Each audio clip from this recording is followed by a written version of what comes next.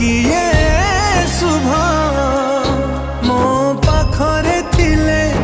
माल मोर हजारे लाभ तो पड़ते अच्छी